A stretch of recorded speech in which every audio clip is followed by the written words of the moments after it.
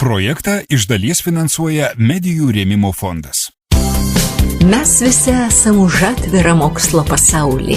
Todėl mokslo naujienoms atverkime langus, kad sužinotume, kodėl mes gyvenam ilgiau ir prasmingiau, valgom sveikiau, mąstom pozityviau, miegam ramiau ir mūsų širdys plaka ritmingiau.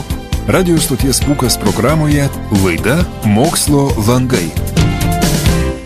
Labai diena visiems radio laidos Mokslo langai klausytojams. Pelkes esame įpratę tapatinti su mistinėmis ir pavojingomis vietomis, kur dingsta žmonės, įvyksta įvairūs nepaaiškinami dalykai. O lietuvių mitologijoje ir tautosakoje pelkės minimos kaip paslaptingos vietos, kurios net kryžiuočius baugino ir gelbėjo lietuvius nuo priešo. Tačiau po pelkės gaubiančią mistinę skraistę galime atrasti pilną gyvybės pasaulį, nes pelkės nuo seno buvo neatsiejama žmonių gyvenimo dalis ir aprūpino žmonės uogomis, vaistažolėmis, durpėmis. Pelkės atlieka labai svarbią ekologinę funkciją ir todėl ne veltui jos yra vadinamos žemės inkstais ir savo svarbumu nė kiek nenusileidžia žemės plaučiams, tai yra miškams. Šiuo metu Lietuvoje, kaip ir daugelėje kitų pasaulio šalių, vykdomi pelkių atkūrimo darbai. Pelkių durpynų atstatymo projektą vykdo ir Vytauto Didžiojo universiteto botanikos sodo mokslininkai.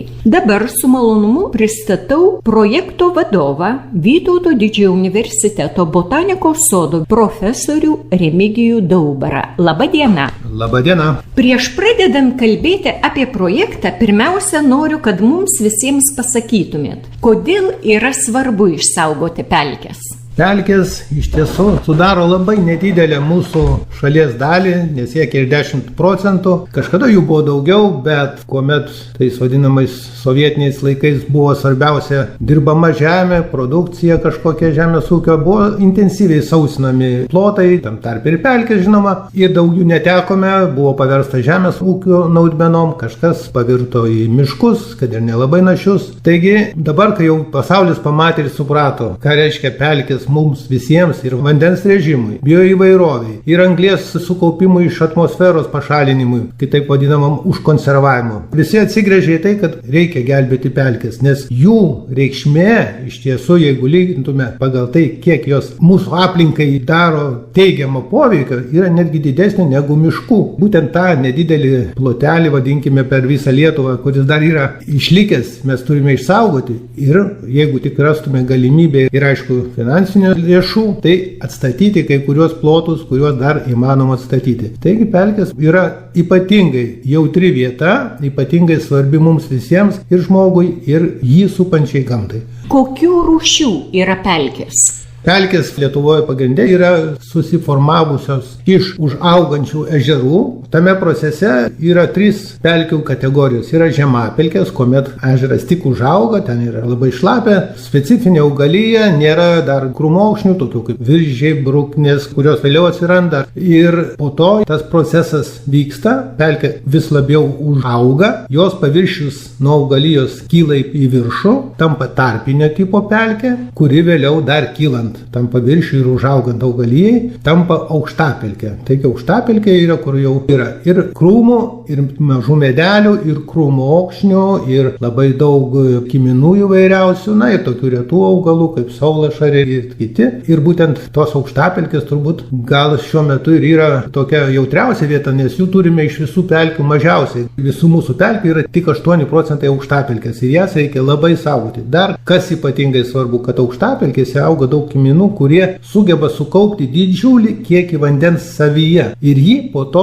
atiduoti iš lėto. O kadangi daug upelių ir upokšnių prasideda aukštapelkėse, tai yra pagrindinis šaltinis, iš kur pas mus prasideda upeliai, kurie vėliau tampa upėmis. Ir jeigu mes tų aukštapelkių neišsaugojame, nėra tos gamtinės kempinės, kuri sugeria vandenį, kuomet jo yra labai daug ir po to iš lėto atiduoda į upelius atgal į gamtą, tai jų mes neturime, reiškia mūsų upeliai pasmerkti išdžiūti. atšilti, nes lietaus vanduo kitur taip nesikaupia, arba jis susigeria į dirvožemį, arba išgaruoja, arba tiesiog nubėga paviršiumi. Tuo tarpu būtent aukštapelkės yra ta vieta, kur ta gamtinė kempinė veikia, duoda tą vandens balansą ir užtikrina mūsų tokį pastovumą vandens režimo upėse. Nuo žemapelkės iki aukštapelkės, kiek turi praeiti laiko, kad žemapelkė virstų aukštapelkė? Tas procesas skaičiuojamas šimtmečiais.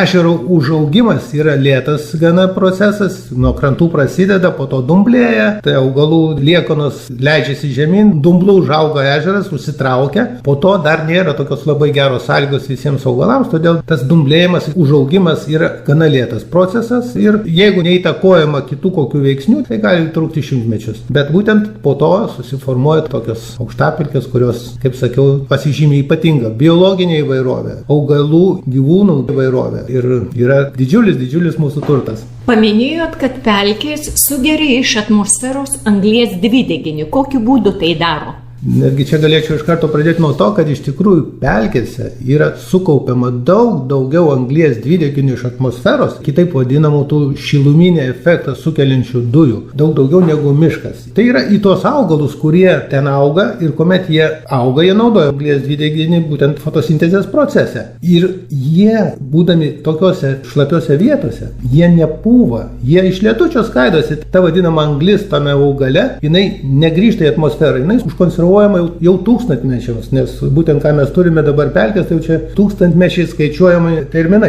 Būtent tai, kad netiduoda greitai, tai yra tas pliusas, kad sukaupia ir užkonservuoja. Čia galima būtų lyginti su mišku. Miškas taip pat augdamas sukaupia tą anglies dvideginį, bet kadangi vidutiniškai pas mus, sakykime, spygliuočių miškai auga, jeigu nekalbam apie perbrendusius, bet paprastai apie 100 metų, po to jie kertami, kas yra normalu, kaip ir žemės ūkyje, kad derlius nuimamas, tas anglies dioksidas viena ar kita forma grąžinamas į atmosferą, ar tai sudegtų, ar ta mediena supūtų, tas vėl grįžta. Žinoma, mišką negalima paneigti, kad tai yra geras poveikis jo kaupiant, bet pelkė šiuo atveju pranoksta daug kartų. Plius pelkėse dar yra sukaupiama ir daug azoto, kuris yra apie 300 kartų pavojingesnis šiltnamio efektą sukeliančių dujų tarpe negu anglies dvideginis. Tai va šitas azotas, jeigu jis yra vandenyje arba šlapioje vietoje, kitaip sakant, pelkėje, durpėse, jis yra nelaisvas, jis yra užrakintas, jis nepatenka į atmosferą, nedaro įtakos mūsų klimatui. Tuo tarpu, jeigu nusausinama pelkė, pradeda skaidytis tą durpę,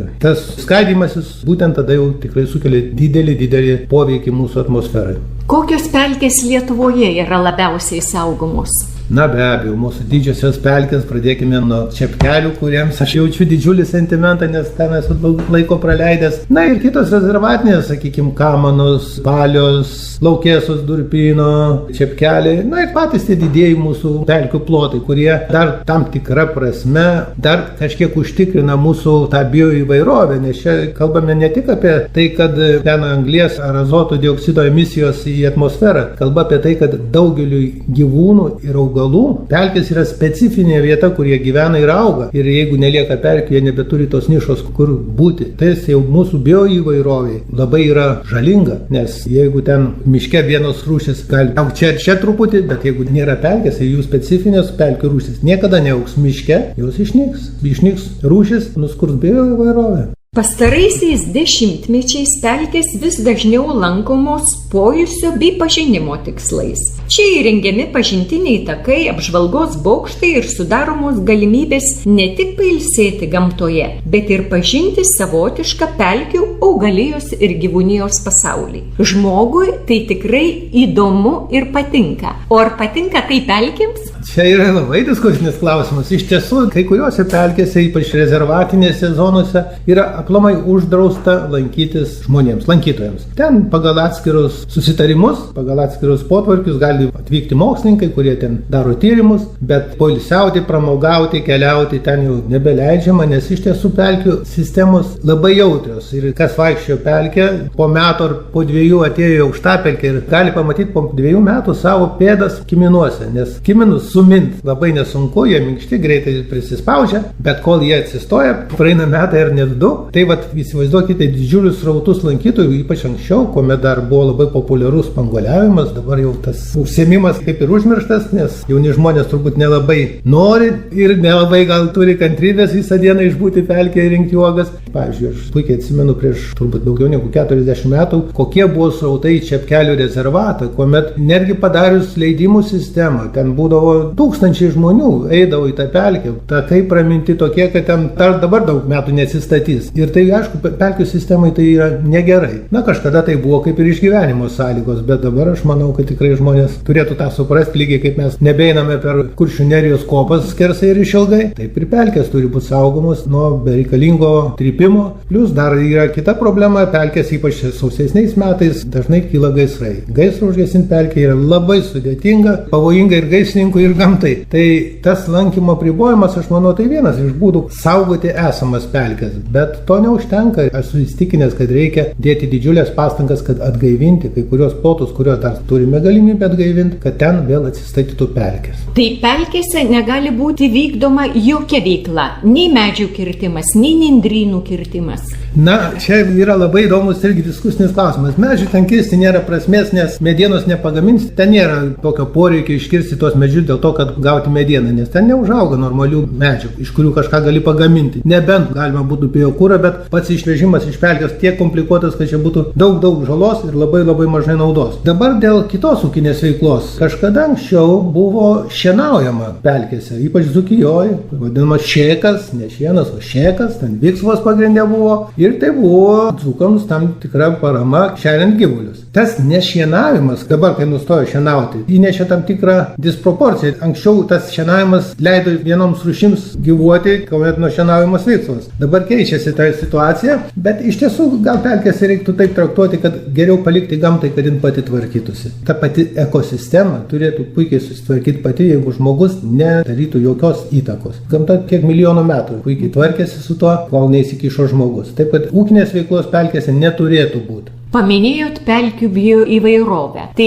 reiškia, ten yra ir augalai, ir peri paukščiai, tokie, kurių daugiau niekur kitur nėra. Be abejo, yra pelkiniai augalai, kurių tikrai, kaip sakiau, į mišką neiškelsi. Nei spanguolės, nei gailio, nei balžuvos. Niekada miškai jų nesutiksi. Tai yra mūsų retų augalų aukso fondas, nes išnykus pelkiai, tie augalai tikrai išnyks. Aš nekalbu apie kai kuriuos ten retus roplius, tarkim, kaip tritonai, skiauterėtė ir dar kiti gyvūnai, kurie yra prisirišę prie pelkių. Todėl pats pelkės išnaikinimas jau jiems yra nuosprendis. Ir dar galybė vabzdžių, kai kurie paukščiai prisirišę arčiau pelkių gyventi ar pelkėse perėti, toks retas paukštis kaip naras. Jiems reikia šitų plotų. Kaip jau paminėjot, kad pelkė yra tokia vieta, kur tikrai yra ramybė. Tai viena iš tokių vietų, kur tokia dar išliko natūrali gamta ir ją puoselėti mes tiesiog privalome. Vakarų Europos šalyse šiuo metu populiarėja nauja žemės ūkio šaka – pelkininkystė. Ar Lietuvoje taip pat gali atsirasti tokia žemės ūkio šaka? Bent jau mano nuomonė, aš sakyčiau, kad neturėtų atsirasti. Pelkės, jeigu jau mes jas saugom, tai jas turėtume saugoti. Neauginti ten kiminus, po to tos kiminus vėl imti, išvežti. Nebėra tai saugojimas, tai yra eksploatacija pelkės. Mano galva, tai pelkės ne tam, kad imti. Gal po 100 metų, kada vėl susiformuos kokie klodai, galbūt mums prireiks tos durpės ar ko, bet turėtų būti tikslas atstatymas, ne eksploatavimas, o atstatymas, kad išsaugot bioįvairovę, kad išsaugot tą gamtinę kempinę, kuri užtikrintų mūsų vandens režimą upių ežerų, ką mes pastebėjom paskutiniais metais, kokia yra tikrai didelė bėda. Ir jeigu klausite manęs, tai aš esu priešininkas to požiūrio, nes pelkę galima įvairiai atstatyti, bet vis tiek tikslas tai yra, kad jinai atliktų savo pagrindinę funkciją kaip gamtos komponentas, o ne kaip vėl kažkoks ūkinis plotas. Laida Mokslo landai. Klausytojams primenu, kad šiandien laidoje dalyvauja Vytauto Didžiojo universiteto botanikos sodo profesorius Remigijus Daubaras. Dabar su mokslininku pakalbėsim apie pelkių durpynų atstatymo projektą, kurį vykdo Vytauto Didžiojo universiteto botanikos sodo mokslininkai. Papasakokit, prašau, plačiau apie šį projektą. Šitas projektas yra vykdomas Aklojo ežero buvusiame durpyne, arba kitaip sakant, buvusioje pelkėje, kuri po to buvo durpynas. Jo užsakovas yra UAB Durpeta, kuri eksploatavo tą durpyną, ir konkrečiai ponas Gintaras Rapkauskas, kuris ne tik eksploatavo durpyną, bet jis dabar nusprendė, kad yra poreikis investuoti savo pinigus tam, kad gražinti tam tikrą skolą gamtai. Ir būtent jo iniciatyva, jo užsakymų yra finansuojamas šitas projektas ir tie darbai yra vykdomi jau metai laiko, tas projektas yra 2 metų ir būtent tam nedideliam durpynė mes bandome pritaikyti tokias gana paprastas technologijas, bet jos labai patikimos, kaip jau prieš tai minėjau, gamtai tiek daug labai nereikia, reikia duoti šansą. Šiuo atveju yra prieš 27 berods metus baigti eksploatavimo darbai ir vienas iš tų plotų stebėtinai puikiai atsistato kaip aukštapelkė. Taigi mes ten darome ne tik tai vandens lygio tos tyrimus, kiek ten to vandens, kaip jis ten gali įtakoti, bet tyrėme biologinę įvairovę, genetinę, fenotipinę įvairovę ir tuo pagrindu mes tikrai ruošiame pasiūlymus, kad kitur, kur gali techninės sąlygos leisti taip atstatinėti pelkes, kad tai būtų daroma. Iš tiesų ten labai unikalus variantas, kad per labai mažai metų atsistatė daugybė kiminų, viksvų, balžuvų, spanguolių įvairovė, švylių ir taip toliau. Žodžiu, ta pelkė formuojasi labai įdomiai, dėl to mums projektas labai svarbus. Na ir šitą projektą, manau, mes baigdami turėsime galimybę galbūt su aplinkos ministerijos pagalba dar papildomus atlikti tyrimus genotipinės įvairovės. Ką reiškia ta genotipinė įvairovė? Tai būtent tai, kiek tam tikrų augalų populiacijos yra gyvybingos. Paprastai sakant, visi žinom, kad jeigu artimos giminystės gyvūnai kryžmintųsi, gali būti palikuonys negyvybingi ar silpni. Tuo tarpu, jeigu yra didelė įvairovė, jų palikuonys yra gyvybingi ir jie užtikrina tos visos populiacijos išlikimą, užtikrina tą įvairovę. Tai vat mes dar tos dalykus norim padaryti. Tai būtų kaip ir pirmas žingsnis tų pelkių atstatymė. Mes tikimės, kad su ministerija rasim bendrą kalbą ir galbūt į rimtesnius projektus nueisime, nes tokių buvusių durpynų, kurie turėtų būti atstatomi į pelkes, Lietuvoje yra ir tikrai didžiuliai plotai, kuriuose reikėtų padaryti didžiulius darbus, kuriuose reiktų vykdyti taip vadinamą monitoringą arba stebėseną. Na, čia be mokslininkų turbūt neįmanoma išsiversti, nes visas, kas vyksta, turi būti pagrįsta moksliniais tyrimais. Plus, dar galima paminėti tokį dalyką, kad vienas iš variantų padėti pelkę atsistatyti galima būtų atvežti iš kitų, pavyzdžiui, iš kokių nors naudojimų durpynų, kur paviršinis sluoksnis yra paprasčiausiai nuimamas ir jis sunyksta, jis nenaudojamas, atvežti augalų ir tiesiog juos pasodinti tuose atstatomuose plotuose, kad iš jų būtų tokia proga intervencija į naujų augalų, sėklų ir taip toliau. Čia irgi tas variantas mūsų projekte numatytas, mes tą galvojame atvežti. Pavyzdžiui, jeigu Šiaurės Lietuvos pelkės dar yra tekšė sutinkamas neretai augalas, daugiau į pietus nelabai, bet kodėlgi nepabandžius ją ten perkelti, nes tai yra tikras mūsų augalas, ne koks invazinis ar introdukuotas. Na ir panašiai, va, tokius mes tyrimus darome, reguliuojame vandens lygį, žiūrime, kaip ten tas viskas vyksta. Galiu pasakyti, kad iš tiesų tam plote, kurį mes turime, jis nedidelis plotas visiškai, bet jame atviruose vandens plotuose ir gulbės giesmininkės peri ir daugybė visokių ančių, gervės, kiti retesni paukščiai, kaip mažoji žuvėdra. Žodžiu, yra sąlygos, kur gyventi ir gyvūnams, ir kur augti augalams. Svarbu, kad mes tik taip truputį padėtume. Tikimės, kad tai būtų koks paprastas, nebrangus ir patikimas būdas būtent atstatinėti tas pelkes. Papasakokit, kaip vyksta atstatomieji darbai. Pavyzdžiui, paimkim vieną darbo dieną ir kaip jinai vyksta. Šiuo atveju mes nuėjom tokiu keliu kartu su užsakovais projekto, kad mes reguliuojame vandens lygį. Tai yra truputį komplikuotas dalykas, nes jeigu mes pakeliame vandens lygį pelkėse, sakykime, užtvenkiame kažkurį iš sausinamųjų griovių, automatiškai pakyla vandens lygis ir priepelkiuose, aplinkiniuose. Jeigu ten yra privataus miško savininkai iš karto pradės kelti triukšmą, kad jūs man užtvindėt mišką, našumas krenta, mano keliai šlapi, aš neprivažiuoju ir taip toliau. Čia mes kalbėjome irgi truputį ministerija, kad turi būti paruošta metodika, kaip kompensuoti aplinkiniams žmonėms tą praradimą. Iš tiesų, tai yra faktas, kad jeigu vanduo pakilo, aišku, kad ten bus blogiau tiems miškams šalia augantiems. Ir būtent mūsų tikslas yra pakėlus vandenį tirti, kaip greitai, kaip efektyviai atsistato šitą augalinę dangą. Kaip sakiau, mes gyvūnų kol kas netiriam. Ir būtent ta esmė įvertinti, ką duoda tas vandens pakėlimas, kaip įvairovė kinta, kiek atsiranda naujų pelkinių augalų, kaip jie ten genetiškai stiprus ar nestiprus. Tai mūsų darbo diena taip ir atrodo, kad nuvažiuojame, matuojame, koks vandens lygis, laukuose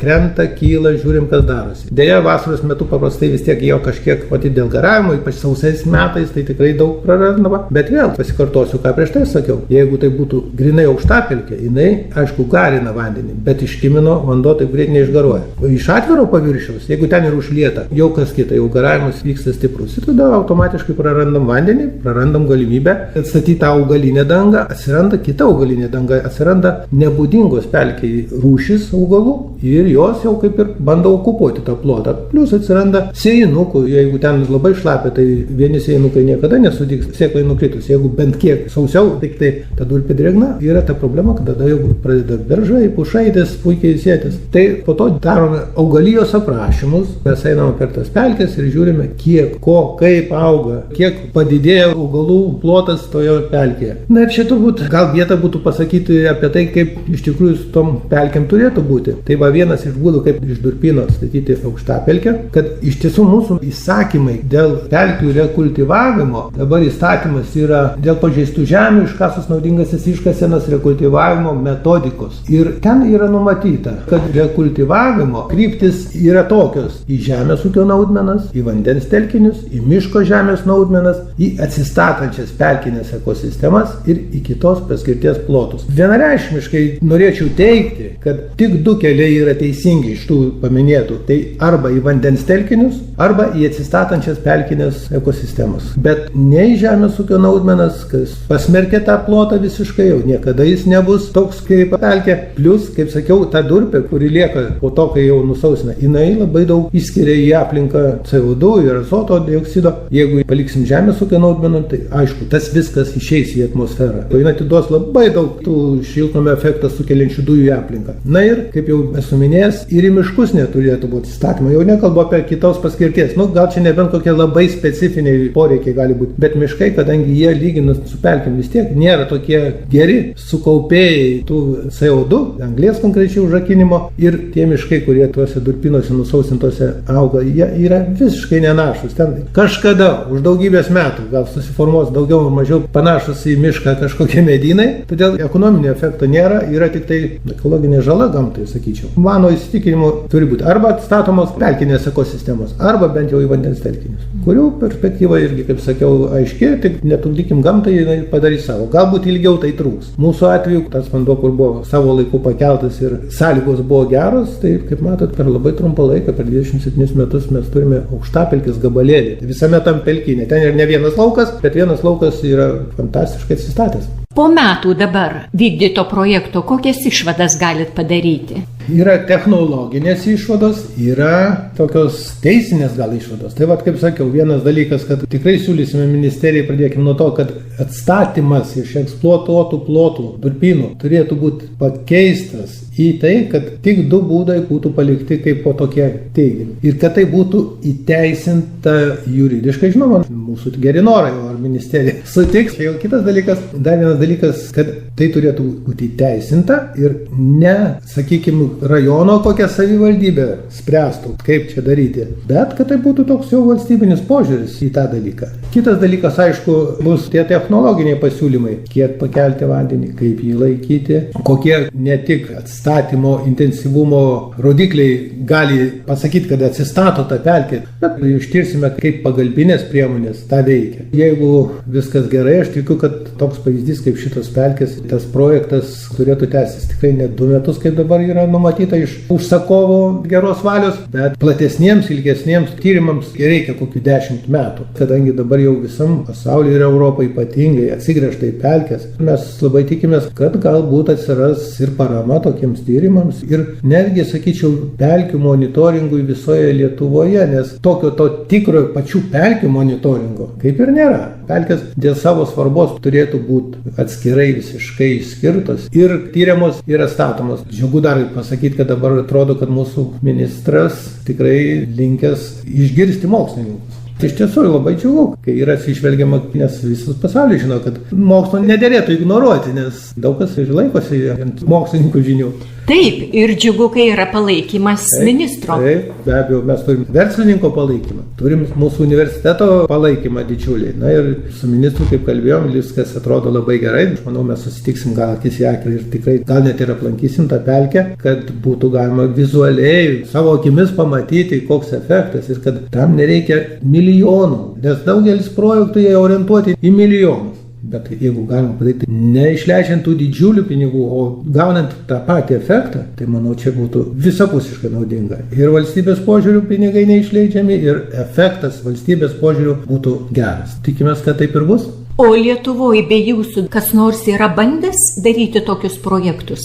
Konkrečiai šitokių projektų, kaip mes vykdome, nėra, bet yra bandymų sodinti kiminus. Bet iš tiesų pats sodinimas į durpyną, nereguliuojant vandens lygio, neturi perspektyvos, nes kiminas jis turi augti drėgnoje vietoje. Jeigu tu įpaliejai dabar, tai gerai, bet už savaitės ar dviejų jis išdžius, negyvens toj vietoje. Žodžiu, konkrečiai toks darbas yra pirmas, kurį mes darome. Tikimės, kad ne paskutinis. Pabaigai, kaip mes kiekvienas galim prisidėti prie pelkių išsaugojimo? Čia geras klausimas. Iš tikrųjų, pirmiausiai turbūt nereikėtų traktuoti pelkės kaip kažkokio patogaus nuosavybės objekto, kad nuėjau, ten pasikasiau durpių, pasiroviau kiminų, ten dar kažką pasidariau. Reikia turbūt suprasti, kad pelkė tai labai jautri sistema. Jeigu galima, tai tiesiog grožėtis pelkę iš tolo. Dabar pelkėse daug kur yra pažintiniai takai. Eikime tais pažintiniais takais, nesibraukime į pelkę. Dar vienas labai svarbus dalykas - tie gaisrai. Žmogus turėtų suprasti, kad tai ypatingos svarbos ir ypatingai pavojinga zona. Bent kiek sausesnis periodas ir pelkė gali užsidėti labai greitai, todėl ten apie kokį nors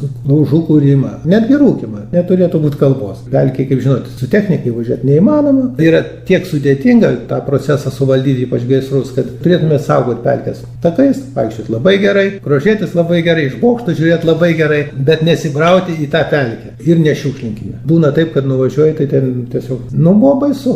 Dar vienas dalykas, pavyzdžiui, durpynuose išnaudotose. Kiekviena šukė tai yra potencialaus gaisro šaltinis, nes užtenka saulei pašviesti, suveikia kaip tas padidinimo stiklas. Gerbkime tas pelkės, gerbkime ir miškus. Niekas nesako, kad miškai mažiau gerbtini, bet pelkės galbūt sudėtingiau yra prižiūrėti, išsaugoti, nes jos yra tokios labai jautrus objektai. Iš vienos pusės sako, gamta visų namai. Supraskim, kad gamta visų pirma tai yra gyvūnų ir augalų namai, o mes ateinam į svečius, o ne priešingai. Mes įsivaizduojam, kad čia mūsų namai. Ir tada jau pasitraukit į šoną paukščiai, pasitraukit visi kiti. Čia aš ateinu kaip ponas ir čia aš darau, ką noriu. Taip neturėtų būti. Kadangi laida jau atėjo į pabaigą, tai noriu padėkoti Jums už pokalbį ir palinkėti sėkmės tolimesniuose moksliniuose tyrimuose susijusiuose su Lietuvos pelkių išsaugojimu. Ačiū labai ir ačiū Jums už tai, kad Jūs nagrinėjate tokius aktualius, labai svarbius klausimus ir nešate tą žinią visuomeniai. Ačiū Jums. O klausytojams sakau, kad mes visi privalom ne tik pažinti mūsų supančią gamtą, bet ją saugoti ir gerbti. Laidą parengė ir vedė Audra Povilaitytė. Likit sveiki, sudie. Mes visi esame už atvirą mokslo pasaulį. Todėl mokslo naujienoms atverkime langus, kad sužinotume, kodėl mes gyvenam ilgiau ir prasmingiau, valgom sveikiau, mąstom pozityviau, miegam ramiau ir mūsų širdys plaka ritmingiau. Laida Mokslo langai. Projektą iš dalies finansuoja Medijų rėmimo fondas.